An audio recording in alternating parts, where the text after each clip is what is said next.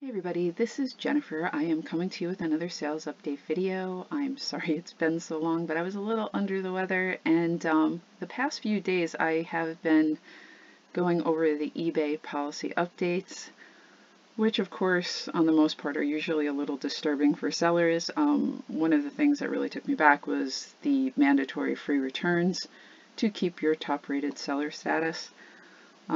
From what I read, like a lot of people are just going to let the top-rated seller status go because they're not going to do free returns. I haven't really decided what I'm going to do yet. I'm probably going to try it because my motto is basically don't knock it until you've tried it. No matter what somebody else says, you have to try it yourself. And if they're recommending it, I am probably pretty confident if you don't follow what they want, there is some negative aspect to not doing what they want. It depends what is worse. Is it worse to get to pay for all those returns, or is it worse what might happen if you don't accept their rules and regulations of what they want on eBay?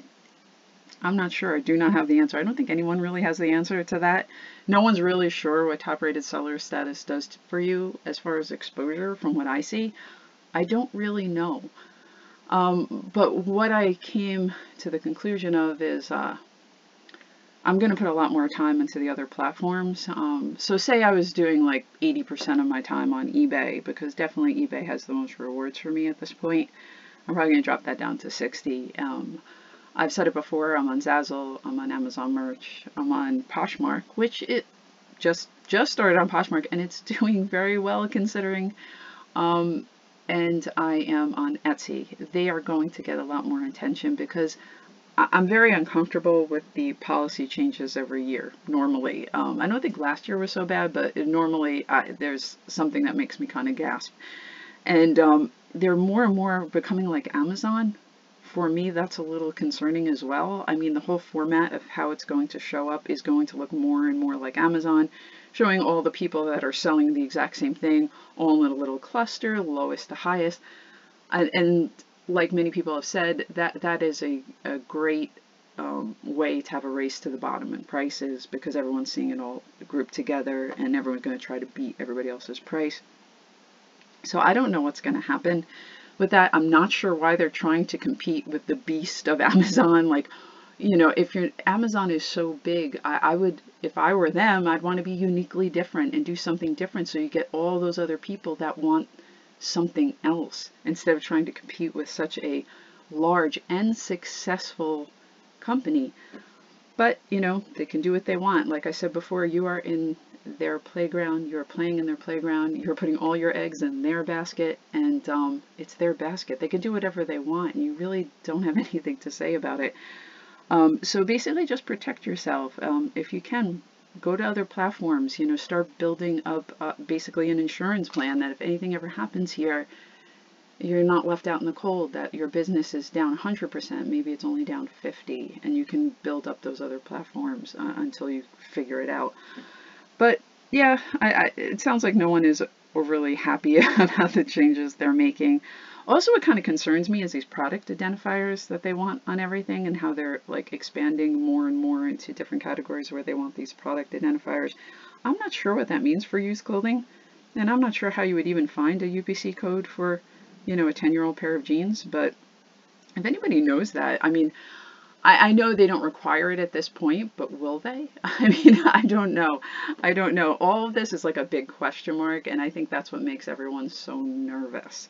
So that's what I'm doing. I'm just going to go along with it. I'm going to accept the fact that I'm probably going to make a little less on eBay this year, and I'm still going to try, of course, to do my best and grow, but I am going to put a lot more time into those other platforms. Okay, again, if you haven't seen the new policy updates, just click on the link below and you can read them over. Okay, we'll get started on the sales update video. The first item I have is an American Eagle sweater. This was $2.50 at the Salvation Army. It was half off. It sold for $13.59, and the buyer paid $20.79 for the item plus shipping. Okay, The next item, okay, we're having a storm right now. We have about 10 inches outside, so my computer, I am sure, is going to be acting a little bit strange. I lost the power about 2 hours ago. It just came back on, so I thought I'd throw up this video. All right, this is a pair of Clarks, just a basic pair. I sell these all the time. This was $5. It sold for $27.99, and the buyer paid $40.74 for the item plus shipping. All right, this was, I normally wouldn't pick this up, but like I said, when you go to these sales, it's good to become a little familiar with older clothes or vintage clothes. I don't even think there was a brand in here. Oh yeah, there is. This was like a vintage Sag Harbor houndstooth blazer for women. It was only 50 cents, so I picked it up, and it sold for $11.99, and the buyer paid $19.99 for the item plus shipping. So on 50 cents, that's great. When I pay 50 cents, I'm basically, on the most part, looking for a $10 sale plus shipping. That's fine with me. All right.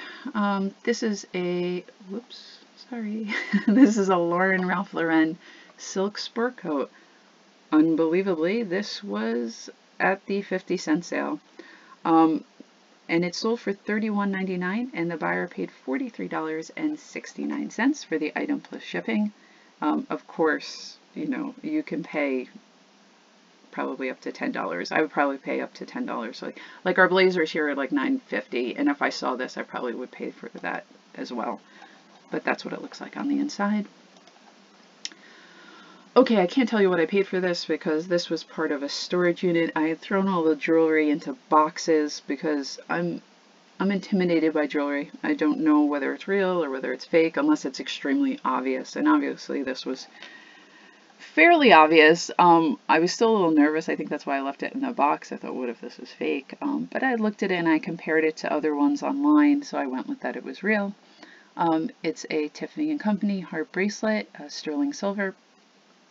I put it on for $119.99, and I sold it for $95.99 on sale, and the buyer paid $103.14 for the item plus shipping.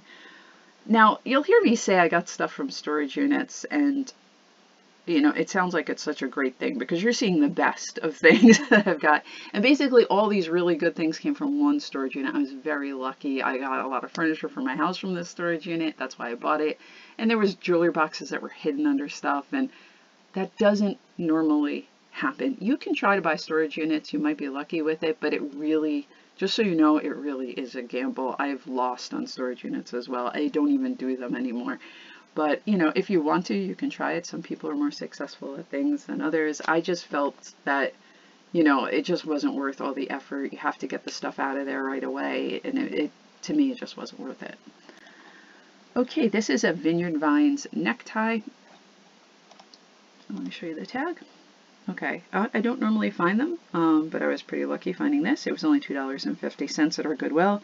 It sold for $35.99, and the buyer paid $38.99 for the item plus shipping. This is a Victoria's Secret bra. All our bras are $2.50 at the Goodwill. It sold for $15.99, and the buyer paid $20.18 for the item plus shipping. Okay, here's another Donald Trump tie. This was $2.50 at the Goodwill, and that's what it looks like. Always pick them up. Just make sure there's nothing really wrong with it, but they still always sell. Some of them sell for more. They're not selling for what they, you know, the great prices they used to get, but they always usually sell between $20 and $30. This sold for $29.99, and the buyer paid $32.99 for the item plus shipping. Here's a pair of Born black leather heels. Born are like Clarks. They're great. I pick them up all the time. As long as they're like $5 and under, maybe I'll pay $6 if they're perfect. These were $4 and they sold for $22.39, and the buyer paid $35.14 for the item plus shipping. This was a Roxanne bathing suit. It was new with tags, a 38 double D, so it was a good size 14. Royal blue. Sorry, I'm still a little bit sick. It was $2.50. Now, normally I thought I was paying $5.50, but I think they thought it was like lingerie or something, and they only charged me like $2.50 for it, which was great. It sold for $23.99, and the buyer paid $28.18 for the item plus shipping. Okay, this is a men's Pendleton vintage flannel shirt. So let me show you the tag. Okay, there's the tag, and I don't know if you could see, like, it's like an outdoor scene, like camping in canoes in the mountains, along with like this paisley design over here. It was pretty interesting. But it was $4.50. All the long sleeve shirts are $4.50 at the Goodwill, and it sold for $27.99. And the buyer paid $34.64 for the item plus shipping. Now, I don't know if like all the like Pendleton flannel shirts get this much, or it was this pretty interesting that it's designed. But either way, I usually pick up most things that are Pendleton. All right, this is a Ralph Lauren necktie. It was half off, so it was $1.75. I thought I'd give it a try.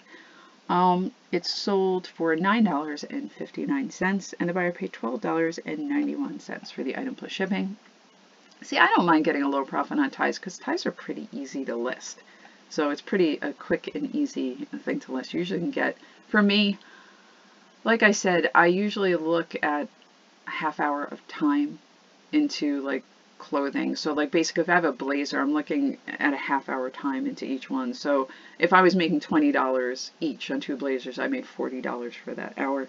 But ties, I mean, you can get like 6 on in an hour. And I include the shopping, the pictures, the listing, you know what I mean? So basically 15 minutes or less for ties on that. That's me. I'm really slow. So if you guys are like, wow, you're slow. Yeah, I am slow. I've never gotten any faster. When I get faster, I usually make mistakes. So I'm okay with it. Okay, this is a Nike ACG shirt. I just thought I'd give it a try. It was $2.25. It was half off at the Goodwill. It sold for $15.99, and the buyer paid $20.35 for the item plus shipping. And you'll see there's the little symbol ACG, and there's the tag. So they sell okay if you find them. Okay, this is great. This is a pair of vintage Frye ankle boots.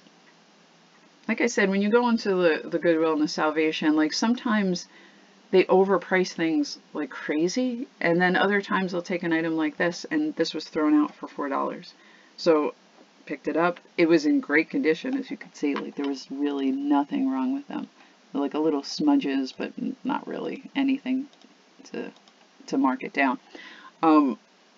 They sold for $79.99, and the buyer paid $96.44 for the item plus shipping.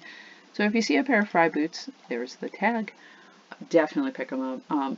I also sold a Frye bag for almost $100. I sold a Frye belt. Anything Frye, leather Frye, just pick it up. They're great. Okay, that's all I have for eBay. The next 2 items are Etsy. There we go.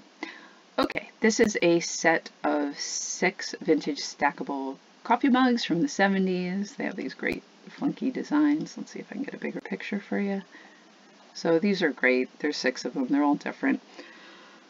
They're only 49 cents at our Goodwill, so all 6 of them only cost about $3. They sold for $19.99, and the buyer paid $34.14 for the item plus shipping. And the last item I have is, okay, this was also from Goodwill, and